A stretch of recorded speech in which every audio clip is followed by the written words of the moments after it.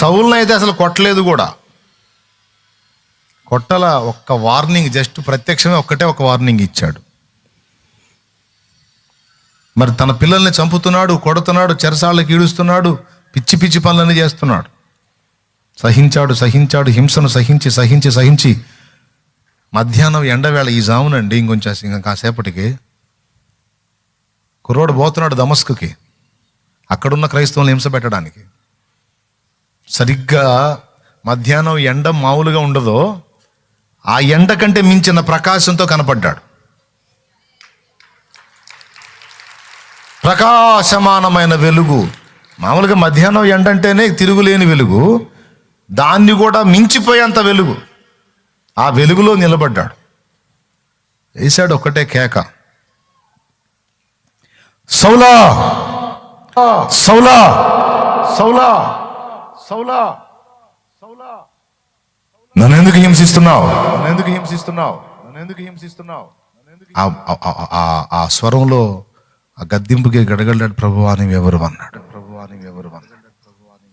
నీవు హింసించుచున్న నజరేయుడగు యేసును, నజరేయుడగు యేసును, యేసు యేసు యేసు యేసు యేసు, నువ్వు ఉన్నావా, నువ్వు ఉన్నా, ఏం చేస్తున్నావు? ముని కోలలకు ఎదురు తన్నుటం నీకు కష్టం, ఎదురు తన్నుటం నీకు కష్టం, చీలిపోగలవు.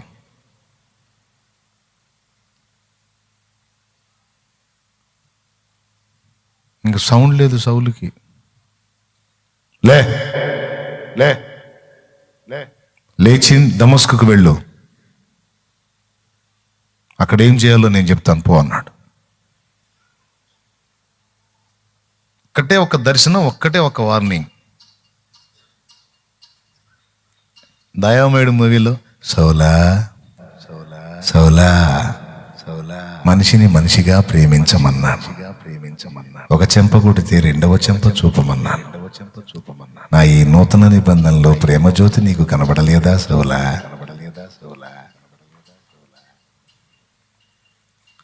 అన్నట్టు పెట్టాడు. అది కాదు అసలు వాయిస్.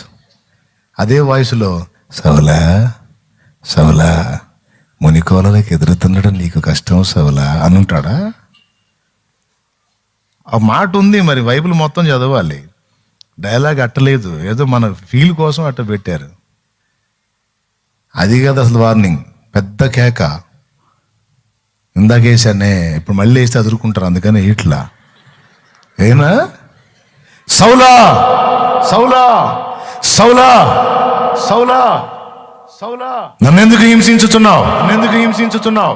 అతను అడిగాడు, నువ్వెవరు? నువ్వు హింసించుచున్నావు నజరేయుడగు యేసును, ముని కోలలకు ఎదురుతనుట నీకు కష్టం, ఎదురుతనుట నీకు కష్టం, ఎదురుతనుట నీకు కష్టం, ఎదురుతనుట నీకు కష్టం. అది వచ్చింది అక్కడ వార్నింగ్.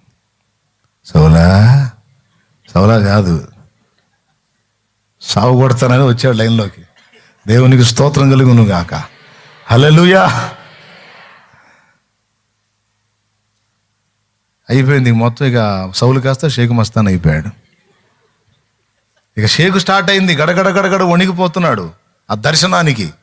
ఆ దర్శన ఫోర్సు అగ్రిప్ప రాజుతో మాట్లాడుతున్నాడు.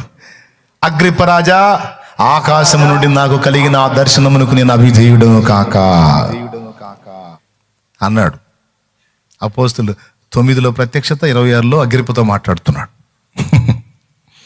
నేను అనుకున్నా ఎంత కలవరపరిచాడే ఒక్కసారి కనపడి, ఒకే ఒక్కసారి. ఇప్పుడు ఎగురుతున్న వాళ్ళందరికీ ఏదో ఒక టైంలో ఒక్కసారి దర్శిస్తే చాలు. ఇక వాడికి మళ్ళీ రెండోసారిగా యేసు ప్రభు పేరు ఎత్తడానికి లేదు. ఎత్తితే ఇక భజన చేయటమే, ఇంకా యేసు రక్తం వేసి హల్లెలూయా అనుకుంటూ రావటమే. దేవునికి మహిమ కలుగును గాక. నీ సమస్యలు నీకు పెద్దవి కావచ్చు, నీ రోగం నీకు పెద్దది కావచ్చు, నువ్వు శత్రువులు అనుకుంటున్న వాళ్ళు నీకు పెద్దవాళ్ళు కావచ్చు, కానీ నీ దేవుడికి ఇవన్నీ పెద్దవా? ఆయన ముందు పెట్టు వాటిని, పెట్టాయి ఆయన ముందు పెట్టు వాటిని. అబ్బో వీడు చాలా పెద్దోడురా, నాకంటే ఎంత కష్టం బాబు అన్నాడా?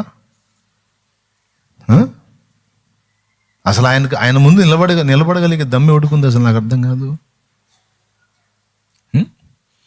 భూరాజులు చక్రవర్తులు మట్టి మట్టి మట్టి మట్టి కొట్టుకుపోయారు, మట్టి తిన్నారు.